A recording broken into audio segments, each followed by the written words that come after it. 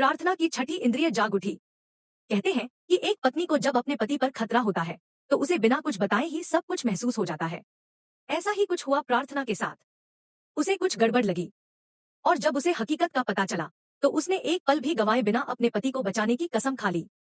प्रार्थना की दौड़ वक्त से भी तेज। शिवांश की गाड़ी बेकाबू हो चुकी थी। ब्रेक नहीं लग रहे थे। गाड़ी सीधी जा रही थी एक ऐसी खाई की ओर जहां से वापसी मुमकिन नहीं थी। लेकिन तभी प्रार्थना पहुंचती है। घबराई नहीं, डरी नहीं, बल्कि उस वक्त दिमाग से काम लिया। उसने सूखे घास और लकड़ियों का ढेर जमा किया और गाड़ी को उसी में टकराने का रास्ता दिखाया। गाड़ी टकराई, झटका लगा, लेकिन शिवांश की जान बच गई। जिंदगी और मौत के बीच झूलता शिवांश। हॉस्पिटल पहुंचते ही डॉक्टर्स ने प्रार्थना को एक और झटका दिया। शिवांश की हालत नाजुक है। वो टूटी नहीं, वो बिखरी नहीं, बल्कि मां दुर्गा के चरणों में गिर पड़ी। और तभी एक अनजान महिला ने उसे कहा, आज शिवरात्रि है।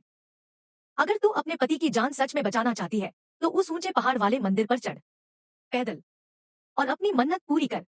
मन्नतों की चढ़ाई। प्रार्थना ने बिना एक सेकंड गवाए चप्पलें उतार दी और शुरू की वो चढ़ाई जो सिर्फ शरीर की नहीं, आत्मा की परीक्षा थी।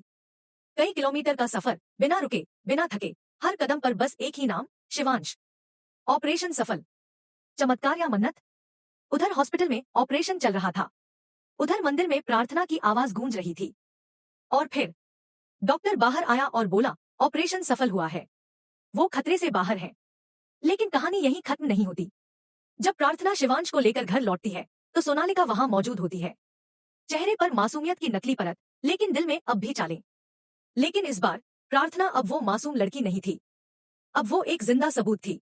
उसने सबके सामने सोनालिका को एक्सपोज कर दिया। मैंने तुम्हें फोन पर बात करते सुना था, तुम ही थी जिसने ब्रेक फेल कराए थे। अब पुलिस खुद तुम्हें ले जाएगी। पुलिस एंट्री, और हुआ बड़ा धमाका। पुलिस ने तुरंत सोनालिका की कॉल डिटेल्स खंगाली और वही हुआ जिसका सबको डर था। सोनालिका फंस चुकी थी। अब ना बचने का रास्ता था, ना बहाने। हथकड़ी उसके लिए तैयार थी।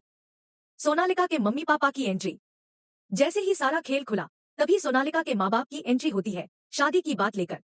लेकिन जब उन्हें पता चलता है कि प्रार्थना ही शिवांश की पत्नी है तो उनके चेहरे पर हवाइयां उड़ जाती हैं। आखिरकार प्यार की जीत। अब जब शिवांश ठीक हो चुका था और सच सामने आ चुका था, अब वक्त था इजहार मोहब्बत का। प्रार्थना ने शिवांश का हाथ थामा और कहा, मैंने तुम्हें सिर्फ पति नहीं, भगवान मानकर बचाया है। अब मैं चाहती हूँ कि हम अपनी जिंदगी को प्यार से जिएं, किसी डर के साए में नहीं। और शिवांश की आंखों में आंसू थे, लेकिन इस बार खुशी के। जोहिब टीवी का आखिरी सवाल। तो दोस्तों, आप बताइए, क्या आप खुश हैं कि सोनालिका को सजा मिली? क्या आप चाहते हैं कि प्रार्थना और शिवांश एक नए प्यार की शुरुआत करें? कमेंट बॉक्स में जरूर लिखिए। और अगर अब तक जोहिब टीवी को सब्सक्राइब नहीं किया है तो अभी कर लीजिए, क्योंकि यही मिलती है सीरियल्स की सबसे अपडेट्स, सबसे पहले और सबसे दिल से।